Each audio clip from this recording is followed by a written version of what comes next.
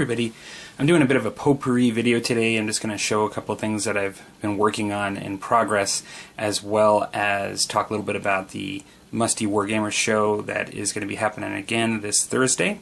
I'm going to start with the Musty Wargamers show. Just essentially we are doing and keeping to a schedule to about every other week, always on Thursdays at either 8 Central or 9 Mountain in the US, but if you're subscribed, you can see in the notification when that would be based on your area where you live and the time of the day, because it should show, if you are a subscriber, it should show that.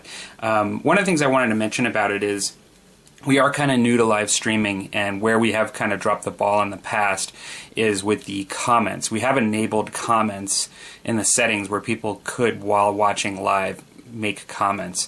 But unfortunately, because we're in a Google Hangout interface where there is a chat, we thought that's where the chat was, and we thought just nobody was chatting, like nobody was sending messages. But apparently when you're in the actual YouTube interface, there's another chat interface where actually people that are watching chat, and we kind of found that out the hard way. And so we will be responding to comments in this week's episode and monitoring that. And so I apologize if you were commenting and felt like you're being ignored on that. It wasn't intentional. So, okay. So to the work in progress, I have a couple things I want to talk about today. I want to talk about Savage Core, and I want to talk about Saga. Because I'm doing both, I've been kind of, at the same time, I've been a little bit slower and taking my time on both projects. And the Savage Core mainly recently has been terrain. But for the Saga Animals pack, I just initially started with the goats and the pigs and the dogs, and I've left the 2 riding ponies, not donkeys, and the 4 cows to be done afterwards. And so I'll just show those a little bit today. I have to still work on the bases. I've just painted them green. I'm going to be doing some stuff for bases, but I think that, you know, I did a nice sort of fairly easy job on them. I chose a different color. These are the dogs, obviously. I chose 3 different colors for the 4 of them. I made 2 brown, 1 gray, and 1 sort of sandy sort of color. But I think it does the job. Like I said, I'll have to work on the bases a bit.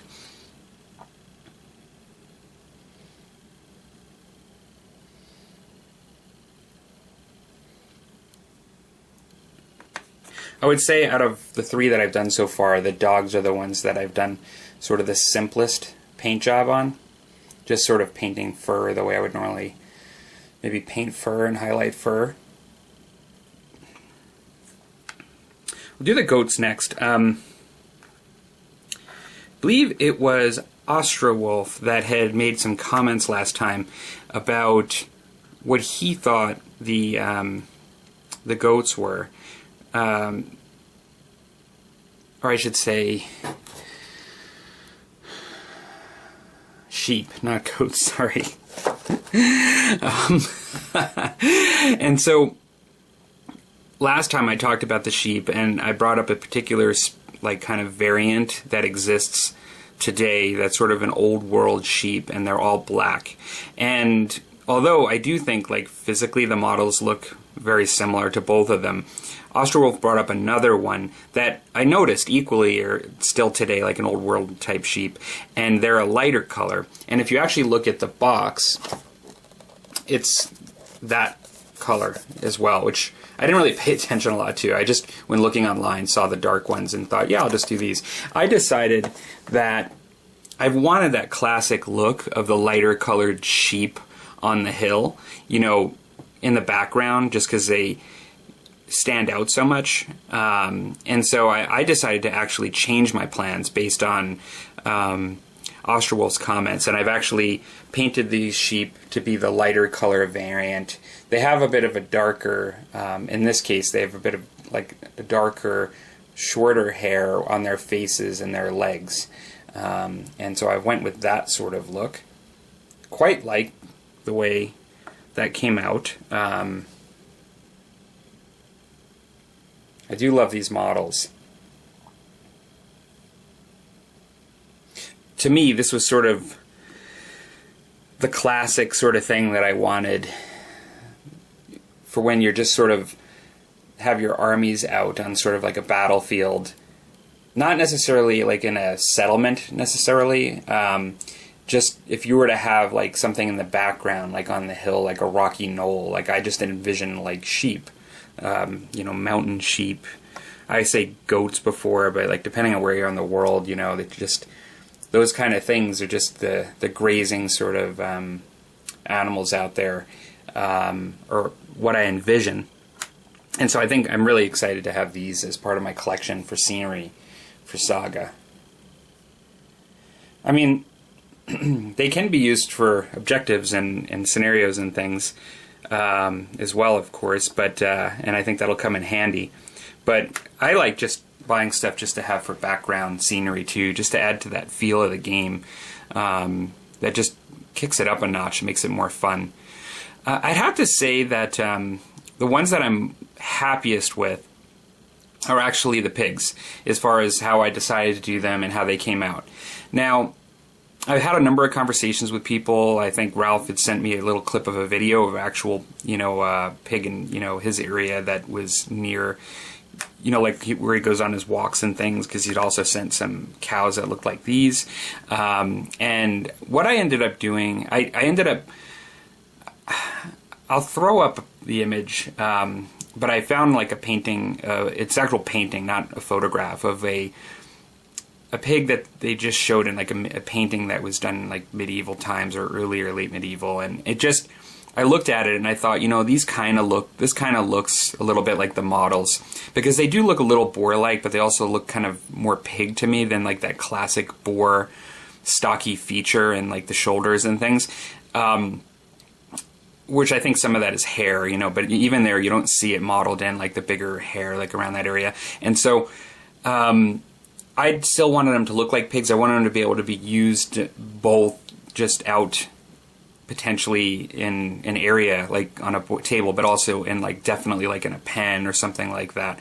And so I took all of the images that I showed last time and the picture that was above, and I came up with this. And I'm really happy with this. Like, if you can see like on the ear and on the snout, like I added some pink to show that sort of standout pink that they have at times, but not the overarching pink that you sometimes see like in a cartoon pig, you know, or something that's being drawn very overtly, you know, as a pig.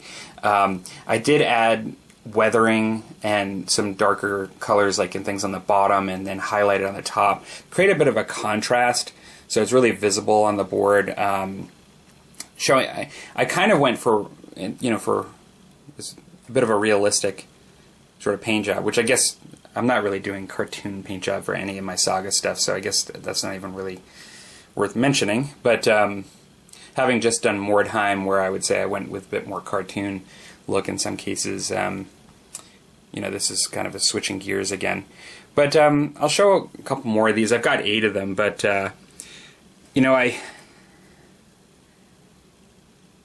I do really like these, and it's funny because just sometimes it wasn't really the models that I most wanted from the set. I did think it would be cool to have them,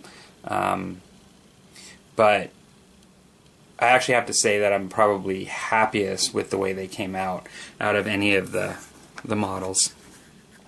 That happens a lot though. Sometimes you just, things that you're not expecting to be your favorite or come out a certain way surprise you. So yeah, I'm now thinking that I'm going to need a pen to put these in. So I'm not sure if I'm going to buy one or make one. I think I might make one. So I'll have to do a bit of a Dark Age pen to also be able to put these in. One thing I am gonna do, I don't know if you guys noticed, but I painted all of them green, and then afterwards I thought, you know what, this doesn't make a lot of sense, because if I put these guys in a pen, they're gonna look odd with all these green bases and like a pigsty, which would never be just untouched grass.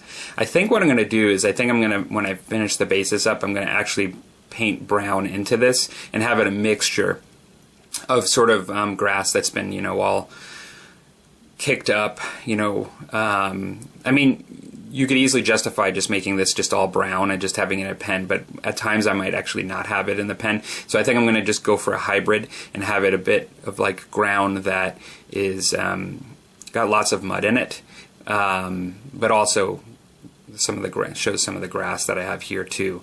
And so that was kind of a thing that was an afterthought. I didn't think to do that when I was just painting all my stuff up at once, you know, all my bases. I'm going to pan real quick, and I'm going to show you one of the things that's prevented me from finishing this animal pack, but that I'm quite happy with. So here is my very messy workstation, but I have been quite busy at building terrain for Savage Core. And so I have other stuff that's not here too, but the majority of the stuff outside of the palm trees was made from scratch. And so, well, and also some of those like plastic bushes and things that you can see, the red and the purple and stuff. I am going to be putting a matte finish. Right now everything's a lot very shiny. It's not been varnished yet, but I'm going to be matting it down so some of the shininess of the plastic will go away. But, or at least that's the plan. But yeah, I'm actually really ready now to actually do battle reports for Savage Core, so that's going to be coming up really shortly, and really excited about that. Have to actually do a quick look through the rules because I've just been painting for so long that I've not actually brushed up on the rules again. But yeah, Savage Core battle reports, most likely, first one will most likely be Simians versus Neanderthals. And that'll be coming up shortly. And so yeah, I've just been doing a lot of train work. Now, this has sort of started in the fall. I've gotten some of the concepts and some of the main pieces and things started in the fall, and then had a break over the holidays, and then just really hit it over the last month. And so while doing other projects and things. So yeah, so hope you guys like the way this is looking, and I hope to see you guys live at the Musty Wargamers on Thursday. If not, you can always watch the show later. But yeah, just a fun thing to paint too, to hang out, and even if you have time, you're welcome to come in and just chat with us a little bit. We have our topics that we'll be going through, and so it'll be interesting to mix in the chat comments. I don't know if we'll do them like always exactly as you say it, or when we'll have some of them talked about at the end of the show. But we'll certainly try to say hello, like even during the show, if you guys come in and comment. And that'll be a bit of a work in progress as to how, once we start engaging folks with comments, how we're able to do that while we're in mid-thought and mid-stream and conversation. But okay, talk to you later, everybody. Hope you're having a good one. See ya.